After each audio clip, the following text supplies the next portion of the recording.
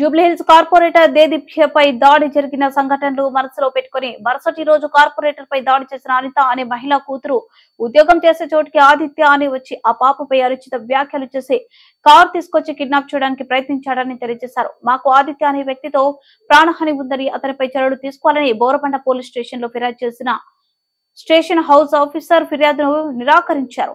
ఆవేదన వ్యక్తం చేశారు. కంప్లైంట్ చేసినా కూడా పోలీసు వారు మీ పాపకి ప్రాణహాని ఉంటే నలుగురు బౌన్సర్లను పెట్టుకుని కాపలా కాసుకో, అంతేకాని పోలీస్ స్టేషన్ మాత్రం రాకూడదని అంటున్నారని సదరు మహిళ వాపోయింది. పోలీసులు మహిళలకు న్యాయం చేయకుండా దురుసుగా ప్రవర్తించడం ఇదే న్యాయం అని మీడియా ద్వారా తెలియజేశారు. అవసరం ఏంది జరగాల అంటే నా బిడ్డని కార్ తీసుకొచ్చి నా బిడ్డని కిడ్నాప్ చేయాలని చెప్పి వచ్చినారు. అది ఎక్కడికి పోయిందో లేదు అని దీపికకు ఆమెకు ఫోన్ చేసి మాట్లాడుతున్నాడు. మరి ఆమె పంపించుకుంటే ఆమె తెలుసు నా బిడ్డకు ఎలక్షన్లప్పుడు వచ్చి నా చెల్లెవమ్మ నువ్వు ఏమి నేను న్యాయం చేస్తానని ఆడవాళ్ళకి న్యాయం చేస్తానన్నది ఆమె. ఈరోజు వయసు పిల్ల మీనకి ఒకరిని పంపించి రౌడీజంగా పంపించి ఆడవాళ్ళ మీదకి మగవాళ్ళని పంపించటము ఇది న్యాయమేనా? కంప్లైంట్ ఇస్తే మా వల్ల కాదు, ఇది మీ ఏరియా కాదు, ఎక్కడైనా బౌన్సర్లను పెట్టుకొని రాత్రులు అక్కడ పెట్టుకొని 20,000 30,000 అవుతుంది అని అంటున్నారు. మరి 20,000 30,000 అయ్యేటట్టయితే మేము మళ్ళీ అన్నదమ్ముల లాంటి పోలీస్ స్టేషన్ కదా ఇది, మాకు అన్యాయం జరిగితే మేము రావాలి కదా. మళ్ళీ ఆడపిల్లకి ఈ పరిస్థితి వచ్చిందంటే అది నిజం కాదు, అది అబద్ధమేమో. కంప్లైంట్ తీసుకోలేదు, అబద్ధమే.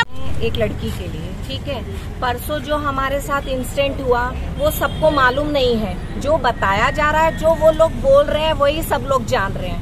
असलियत क्या है किसी को भी नहीं पता है. ठीक है, उनका हस्बैंड जो वेंगल राव नगर की जो कॉर्पोरेटर है, मेरे को तो वो भी नहीं मालूम था. वो मेरे को क्या बोले उन्होंने, मैं यूसुफगुड़ा की कॉर्पोरेटर हूँ GHMC की, मतलब कि वो मेरे से झूठ बोले. मैं नहीं जानती उनको, बाद में पता चला वो वेंगल राव नगर की है. ये क्या मतलब है? मतलब वेंगल राव नगर की भी वो कॉर्पोरेटर है और यूसुफगुड़ा की भी है, कहीं एक की है बोलिए. और दूसरी बात, अपनी पोस्ट का गलत फायदा उठा रही हैं बहुत ही ज्यादा. उस दिन भी हमारे साथ बदतमीजी की. मैंने इतने अच्छे इतने प्यार से उनसे बात की, इतना ज्यादा उनको मैंने समझाया, मेरे साथ हाथापाई की पहले, फिर भाग के जब ये लोग मेरे को बचाने के लिए आए, भाग के जाके कार में बैठ गए. और उसके बाद में ये हमारा ये सब हो गया. उस दिन FIR हो गया, सब हो गया. आज ये लोग क्या करे, इनका भाई ये बोलती है ना कि हम लोग कुछ नहीं करते, हम लोग कुछ नहीं करते. इन लोगों की असलियत है, यही है इन लोगों की असलियत. परसों इनके जेंट्स मेरे ऊपर हाथ उठाए, आज इनके ही जेंट्स, इनका छोटा भाई इसके शॉप पे जाके, ये लड़की की शॉप पर जाकर इसको धमकाता है. ये बोलता है कि भाई आप सॉरी कि वो लंजा किधर है, जबकि ये शॉप में उस टाइम पे अवेलेबल नहीं थी. पीछे से आके उनके ओनर को बोलता है कि इसको काम से निकाल दो, वो छिनाल है, वो इधर उधर जाती है, इधर उधर जाके सोती है. वो आया था क्या? पहले तो मैं ये जानना चाहती हूँ, वो आया था क्या या किसी को लेके आया था क्या? वो ब्रोकर है क्या? हाँ, जो उसको मालूम है कि वो काम करती है. किस तरह से उसने ये बात बोला, उसको तो छोड़ेंगे नहीं. वो कहीं पर भी दिखा नहीं, उसको खींच के रहेंगे. और उनके जितने भी आदमी लोग हैं, आप क्या बोले? कंप्लेंट दिया? अभी पुलिस वाले हमको ये बोले, जब हमने कंप्लेंट दिया, पहले बोले ये कंप्लेंट हमारे को वर्कआउट नहीं होती, फिर भी हम इंक्वायरी करेंगे. उसके बाद में जब दोबारा जाके पूछा कि सर उनको फोन करके बुलवाइए, तो इन्होंने हमारे को SI सर ने ये बोला कि अगर आपको पर्सनल, आपको मतलब इतना ही डर लग रहा है और आपको गार्ड्स चाहिए तो आप अपने पैसे लगा लो 15-20 हजार रुपए और अपना पर्सनल अपना गार्ड बुला के पैसे ఇక్కడ షాప్ కాడ పనిచేసాను. ఏజీ కాలేజ్ ఆఫీస్లో పక్కన రైట్ సైడ్లో పనిచేసాను. Ration shop Kiran shop. అక్కడ ఒక అన్న వచ్చినాడు, నేను లేనప్పుడు బయటకు వెళ్ళాను. సేట్ వాళ్ళ ఇంటికి వెళ్ళినప్పుడు వచ్చినాడు, నా గురించి అడగడానికి వచ్చాడు. వచ్చింటే ఎవరికో ఫోన్ చేసి ఇక్కడ ఇది లేదు, ఇలాంటిది ఇక్కడ లేదు, బయటకు వెళ్ళింది, నేను ఇంతసేపు చూశాను, ఎక్కడ పోయిందో తెలియదు, దాన్ని వస్తే తీసుకెళ్లాలా అని వాళ్ళ అక్క చెప్పిందంట. తీసుకురా అని చెప్పిందంట. దేదిత్య ప్రియ అని చెప్పారు.